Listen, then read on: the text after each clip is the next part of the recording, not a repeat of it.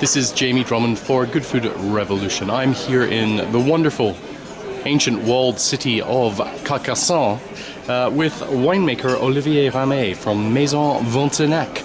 And he makes all of his wines in the AOP of Cabardès with an S at the end. How are you today, sir? Very fine, and you? Superb, thank you very much. We've just had a very nice lunch together, tasting through your wines. Now, for those of our viewers who are unfamiliar with the AOP, please tell us a little bit about Cabardès. Yeah, Cabardès, it's a very tiny appellation, so this is why it's quite unknown. For instance, we are around 28 producers, so it's quite small. We only have 500 hectares, so it's very small. My domain has 135 hectares, so it's quite big in the Cabardès appellation. And what's interesting in this area is that we are on the western part of Languedoc, and the climatic limit between Bordeaux and the real Languedoc area. Yes. So this is why we have much more rainfalls. It's cooler because we are in altitude, so we must blend to have the AOP Cabardès 40% of Atlantic grapes with 40% of Languedoc grapes. So this is unique. This is quite unusual to have Cabernet Franc with Syrah or Merlot with Grenache. It's very unusual, and you can mix everything you want. You just have to respect this 40% of each families of grapes. So at the end you have very different wines, because of course if you do a Merlot with Grenache, it's very different from a Cabernet Franc or Cabernet Sauvignon with Syrah. But we can do that, and we must do that to have the appellation. So we have very, I think, elegant wines, fresh, not too heavy, well balanced, and very elegant. That, I think, is the word for this appellation in Languedoc. And you're actually quite a sizable production. I believe you make up about 50% of all the production in Cabardès. We're almost there, yeah. We do 1.6 million bottles, so in total, so 800,000 bottles in Cabardès. So it's around, it's more or less 45% of the sales of Cabardès over the world. Yeah. Now, you're not originally from the winemaking world, are you? No, not at all. I was in merger and acquisition, and my father-in-law wanted to sell a winery. And so in 2007, I quit my job. I came back to my studies. I've traveled around the world during 2 years, visiting 40 countries, 200 wineries all over the world. I've studied in UC Davis, also in Montpellier, in New Zealand, everywhere.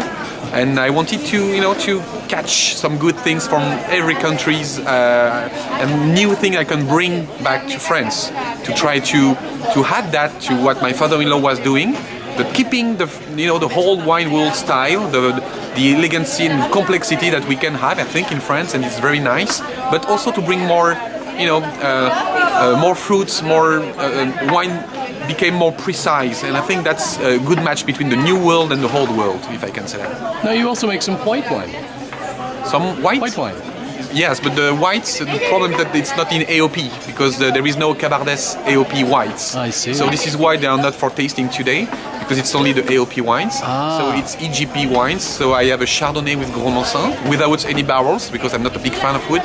And I have a Chenin Colombard, so it's quite an unusual mix also that I've seen in South Africa, and I think it was a good idea, so we did that. Yeah. And that will always be out with the AOP. I have no idea.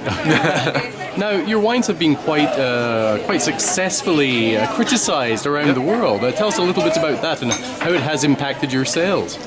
Well, I don't communicate too much about that. The thing is that it's coming, independently of my wishes. Yes, yeah. But when we have the iconic wine, it's the Maison Ventenac, and we had 94 points Porker with the 2011 and 93 with the 2010, and it's a very limited production, like around 10,000 bottles. And so from a wine that I used to sell, but it was more expensive, so I sold it quite easily, but it was not so easy. And from that date where we received the Porker points, the brand became much more famous over the world, and a lot of people wanted to have this wine because at the end it's not so expensive for this rating price. The rating level that we have, it's a wine that is sold around 20 euros in France. Right. So the wine is now, not available. It's quite complicated to say that, but it's good for the Maison Ventenac, because it helps for all the wines, and it helps us to bring us much more credibility for the AOP and for the Maison Ventenac. Yeah. What do you see as the future for the Cabardès AOP? That's a good question. That's a good question because I think we are very, as you told us, we are not very well known. So we want to keep it quite special, something quite unique. But of course, the wish of I think all the winemakers is to grow a little bit. So we try to boost a little bit the appellation. This is why we, for example, since 4 years now, I buy some grapes from Cabardès that I sold with brands, and so that developed a lot also the Cabardès appellation. And so more and more wine growers declare Cabardès and they want to make Cabardès because if you have people who can sell them the bottle, the producer will follow. So it's attaching a certain prestige to the AOP, basically. Yeah, and we are going to the cru of Languedoc. So we are entering in the new phases where all the wine growers are around the table, and we has to the INAO to become a cru, a grand cru from Languedoc. So You're not allowed to call it Grand Cru, though. No, we are not just a cru. we are not allowed, for instance. But there is a lot of changing things at this moment in Languedoc. So there is problems with the words that we have to use. Yes, yeah. But yes, it will be a grand terroir. Or there is a lot of new things coming in the future. So all semantics at the end of the day. Exactly. Olivier, thank you very much for joining us in Carcassonne with Good Food Revolution. We look forward to catching up with you perhaps in September during harvest. Thank you very much. Bye for now.